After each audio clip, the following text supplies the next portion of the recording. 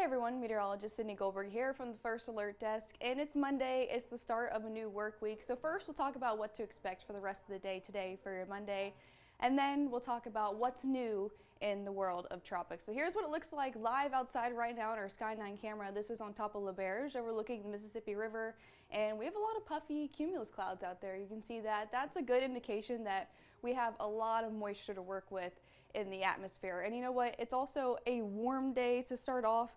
Temperatures have been in the upper 70s this morning, and already across the area things are into the upper 80s in some places.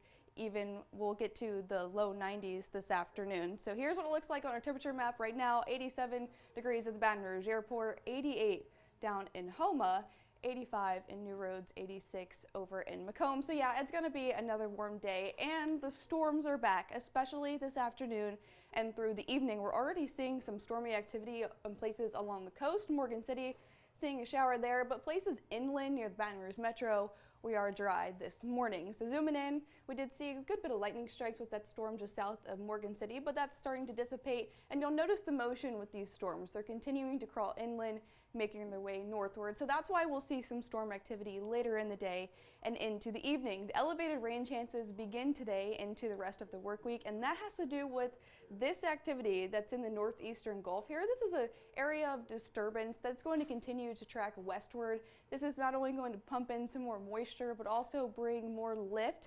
So that's why we're going to see better rain chances through the afternoons beginning today and on into the first part of the work week especially. So here's what to expect today. It's going to be another hot day, but as we get later into the afternoon and evening, you'll see those rain chances steadily increasing. Scattered in nature, so hit and miss. Not everybody is going to see a storm, and it is still going to be hot. Those temperatures should climb to the low 90s for our afternoon high, and then we should keep those 80s through the afternoon and evening. Once the sun sets, then we'll start to cool, but it's still going to be warm and humid overnight. So playing that out in the model here, we've got those coastal storms continuing to crawl inland as we go into the afternoon. Here's 1 o'clock, mainly consolidated down towards the south, so just seeing some cloud cover for the Baton Rouge Metro and northward. Once we get to 3 o'clock, 4 o'clock, that's when we could start to see some isolated showers and storms popping up, and then they'll continue their trajectory up towards the north. So here's 7 o'clock. By dinner time, we could see some in the Felicianas and up into southern Mississippi as well, and that could continue, could linger into the later evening hours, but for the most part, things should dissipate and will trend drier overnight going into Tuesday. All right, lots to talk about in the world of tropics. We're still tracking 3 features here on the National Hurricane Center Tropical Outlook. These 2 yellow areas, so this is as of earlier this morning at 9 a.m. We'll have another update here once we get to 1 o'clock in the afternoon. So we do have these 2 areas in yellow. Those are low chances for development. They've got 10% for the next 2 to 7 days for both of these areas. This red blob here, that's actually now Tropical Storm Erin. So these 2 areas that we're talking about for low development, this one right here is actually a non-tropical system, and this one here that's swirling in the central Atlantic is not all that impressive. It was battling a lot of dry air out there, and both of these systems are going to stay into the open Atlantic. We're not worried about those. But this right here, robust, it was a very strong tropical wave that moved off the coast of Africa and has quickly strengthened. As of this morning, it's now been upgraded to tropical storm, and it received the E-name, Erin there. You can see it's got some pretty tight convection around that center of circulation. This is expected to continue to strengthen.